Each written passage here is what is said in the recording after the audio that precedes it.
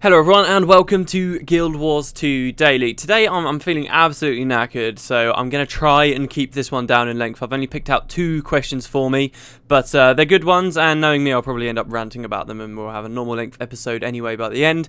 But yeah, let's get on with it. The footage in the background comes in from Guild Wars 2 Guru and Curse. I put up some videos a while ago of somebody exploring the Kessex Peaks area, and there are actually 5 parts to that series, so today is going to be a continuation of that. This was the guy that actually commentated the original footage himself, so if you want to hear him speaking, be sure to go check out the link in the description. But yeah, so let's get started. The first question was from Nervous Surgeon, who said, what do we know about Raza? Was there any closure to its development of finding purpose? Should Raza make an appearance in Guild Wars 2 or Guild Wars Beyond? So, Raza is a fascinating character, he really is. He's one of my favourite characters, particularly one of my favourite heroes from Guild Wars 1. So heroes were people you could specifically like recruit into your party and they play around with you. And Raza was, as far as lore is concerned, one of the most interesting guys. This is basically his story. So in Nightfall, you end up going into the realm that Abaddon, the 6th fallen god, had been sealed in, and you go there basically to defeat him and destroy him from within his own realm, and Cormyr will usurp him and take his power.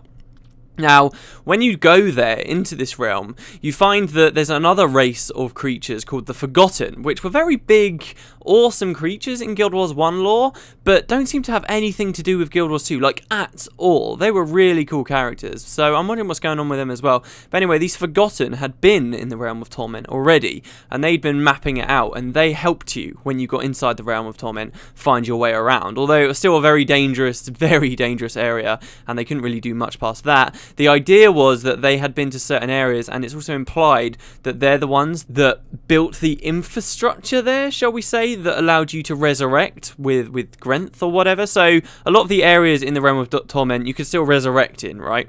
So if you wiped, you would go back to a resurrection shrine, and they existed around there in the realm, and then you continue on.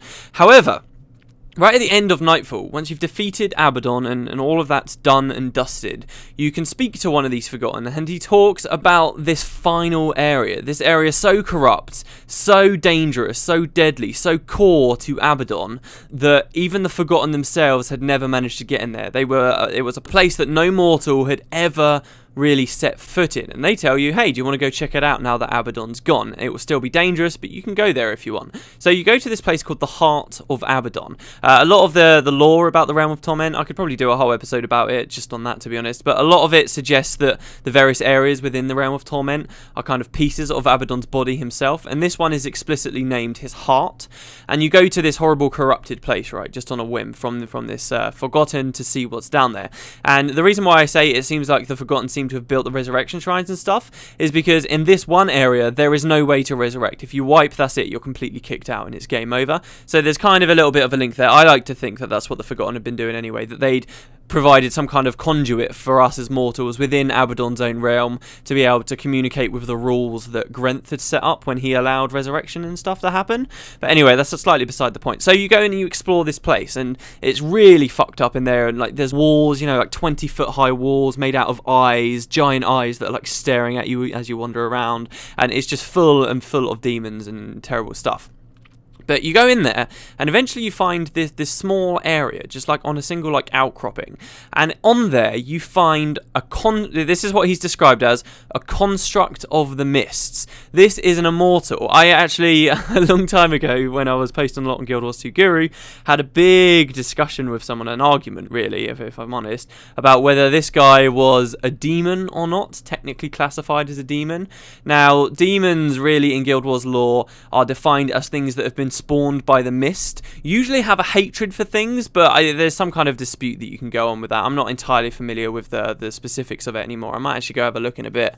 But basically, it seems like Raza is a demon that came from the Rists. They describe him in official lore as being a demonic entity, I believe are the specific words. So if you want to play around with semantics, there is enough room to say that he's not a demon and he's just a construct or whatever, but really I don't suppose it matters. He's just this sentient immortal immortal creature that has come to exist within the realm of torment, and he seems to have been sent there. His purpose seems to have been he was going to be like some kind of secret weapon for Abaddon. Abaddon seemed to have brought him into his realm through the mist, and he was going to use Raza for something. However, we just killed Abaddon and we'd taken his power, and now this construct, this thing, Raza, which by the way, we never really hear a sex, so it could be male, it could be female. I refer to him as a him. I mean, that's just kind of how I see him. But you really, I suppose we should be calling it it. This is the kind of thing we're dealing with. And Raza is left alone there, and he doesn't know what he wants to do. He's kind of bound to the area, and when you meet him, he says, hey, will you help free me? So you do a small quest in Abaddon's heart, and this is the extent of the content that's in this explorable area. That's really all it's used for, to meet this guy, Raza. But you kind of free him, and he starts questioning what his purpose is. What am I doing? Where should I go from here? And he chooses to join you in the hopes that traveling with you, the hero, and I presume through Eye of the North and everything that your Nightfall character ended up doing from that point on, he travels with you in the hopes that this will open his eyes and he'll find his true calling. But Raza's personality is very much based off of, he's got loads of references to Data from Star Trek, and he's very much this kind of character. He's very black and white about things. He doesn't understand stuff like emotion, and he tries very hard to grasp very human concepts of feelings and things like this. And he comes out with some hilarious lines, as you'll see him say as time goes on. And he's just a really, really cool character trying to find himself and not quite sure what's going on. Now, by the very nature of the fact that he's an immortal, this means that in 250 years there is no reason why he's not still kicking about on Guild Wars 2.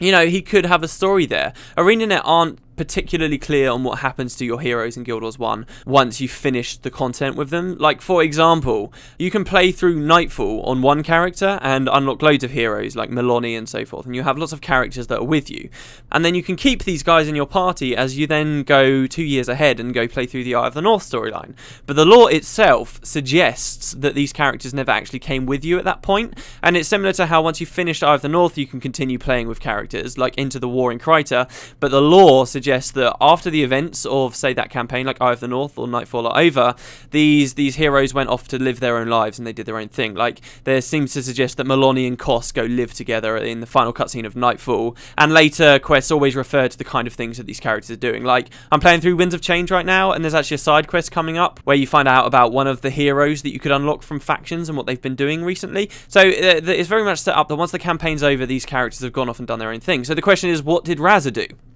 And he could have this story lined up where he travelled with you for a while, and then eventually he left travelling with you, maybe found what he thought was his calling for a while, and this just continued for over 250 years. He's unending. He's just a construct of the mist. He's not going to die, so we could see him in Guild Wars 2. I wouldn't be surprised to see if he's not there at the initial launch, but I'd love to think that ArenaNet are going to think about this character when they go for, like, the Alona expansion, and we can go back there, and we'll find him kicking around somewhere.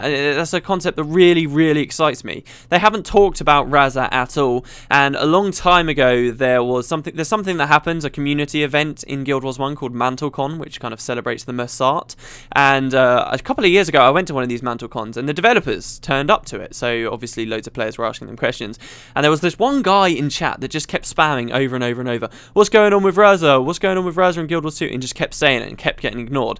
And eventually I believe that developer said that right now they had no plans to develop his character, but that was earlier in development. There's obviously nothing stopping ArenaNet from going back when they create new expansions and looking at all these extra ties, and I would really love it if they did do that. There are several heroes in Guild Wars 1 that could really have ended up joining up. I've always been a massive fan, okay, and this is just a personal thing, and this is 100% speculation, I don't claim it to be anything else, but I've been a massive fan of having Ogden Stonehealer, who was a monk dwarf that would join your party, and obviously is now immortal because he underwent the rites of the Great Dwarf. So you got him, you've got Raza, and then there was also a golem you could get in your team as well, MOX, and these three heroes could potentially still be in Guild Wars 2, and I love the idea that at some bar or something in Lion's Arch we'll find them like drinking together, and they've just stuck it out together ever since those days 250 years ago, and we'll still find that they're off doing their own adventures even while, you know, the player character and everyone else has died a long time ago. I'd love that, that'd be so good.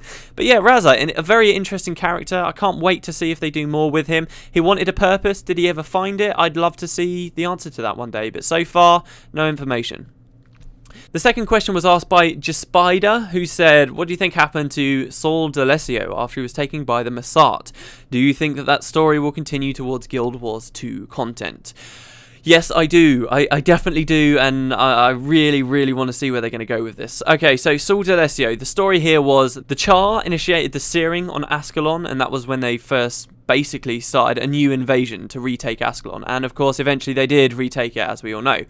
When they did this though, the Char attacked Ur, and Ur sunk to the bottom of the ocean at that point, and the entire nation was destroyed. And they also attacked Kryta, and Kryta's king at the time buggered off. He fled. He was scared of the Char onslaught, and he abandoned his throne. So Kryta was left without a ruler and potentially without the strength to defeat the Char. It was looking that way. Now, there was a man called Saul D'Alessio, who was essentially a drunk and a nothing and a gambler and looked down upon by society, and he was kind of an outcast. But during this time when the king abandoned the throne, he was kind of exiled off into a forest, and while he was there, he found the Mursaat, and he named these his new gods, and he enacted kind of a new leading cult for Kryta known as the White Mantle, and he was kind of the head of this organisation. And the organisation only really took off because they stepped up when the king stepped down, and they, with the help of their newfound gods, the Mursaat, managed to defeat the Char invasion. The way they did this was by sneaking out in the middle of the night. Saul D'Alessio himself and his greatest allies, his greatest generals, who you would later meet in the Guild Wars Prophecy storyline, they snuck out and they went to basically the camp that the Char leaders were stationed at. They snuck all the way over there. The Mursaat came and helped them out, and they slaughtered the Char leaders and completely destroyed the offense, basically. And then these men thought they were going to die. They thought it was a suicide mission because they was right in the middle of Char-held territories. They were in the middle of a Char camp. But then the Mursaat came, these unseen ones, as the White Mantle knew them, and the Mursaat saved their lives. But in exchange for saving their lives, we now know, obviously, that the Mursaat never really had good intentions. They just, I suppose, didn't like the idea of the Char, a race that, by all rights, were worshipping at the time the Titans, the Mursaat's mortal enemies. They didn't like the idea of the Chars holding dominion over the land, so they helped the humans to fight them off, right? But the Mursaat were not good creatures, and after they saved these humans, to make an example of the fact that the Mursaat should be feared, so to speak, they took Saul D'Alessio. They took him and they just brought him somewhere. They didn't kill him, they just grabbed him by the shoulders and they all disappeared off into wherever they... Who knows? Possibly the Isle of Janthier, the supposed homeland of the Mursaat, which I talked about in a previous episode that we can now see on the Guild Wars 2 maps. Now, the reason why I think this is such an interesting story and something that will come up in Guild Wars 2 is that ArenaNet have confirmed that there are still White Mantle activities in Guild Wars 2, which could mean that there's going to be Mursaat storyline left. B, in Eye of the North, the Mursaat was set up to still have a storyline. There was one remaining Mursaat still alive, and he vowed to bring suffering to countless generations to follow, which certainly suggested that ArenaNet were going to do more with the Mursaat in Guild Wars 2. C, the fact we've got the Isles of Janthier up there, which obviously means there's going to be something to do with the White Mantle and Mursaat coming our way eventually. And I think most importantly, the last reason is when we saw this storyline of how Saul D'Alessio, we knew he went missing in Prophecies, but we didn't know the exact circumstances. We could have assumed he was dead at that point. But after ArenaNet released Eye of the North, right? Which means this was after ArenaNet had decided what the lore for Guild Wars 2 in general was going to be. After all of this, they released something called the Bonus Mission Pack, which contained some missions that let you play through firsthand some historic events in the world. One of these missions was Saul D'Alessio's victory over the Char. You got to play as Saul, and that was where we found out that he'd been taken by the Mursaat elsewhere. Now, this was put into the game at a point after ArenaNet knew what they wanted to do with the franchise, and just because of that, because they specifically made a bonus mission pack that asked this question and showed us that something more could be happening with the story when they knew they were going to be doing Guild Wars 2, I think that almost convinces me 100% that we'll be seeing something going on. It's a fantastic story, and I'd love to know what happened with Saul D'Alessio. There is more to the Mursaat and White Mantle thing. I've by no means gone over the most of it, but hey, I mean, as more specific questions are asked about the Mursaat as we go forward with Guild Wars 2 Daily, we can answer them as and when they come. But yeah, there you go, guys. This was today's lore episode. See, what did I tell you? We ended up having a pretty normal length episode anyway. But thanks very much for watching. I hope you guys enjoyed the footage in the background, which again came in from Guild Wars 2 Guru and Curse, linked down in the description. If you have any more questions, please just leave them in the comment section down below and I'll be reading them all. And yeah, I guess I'll see you guys tomorrow. I hope you have a good night.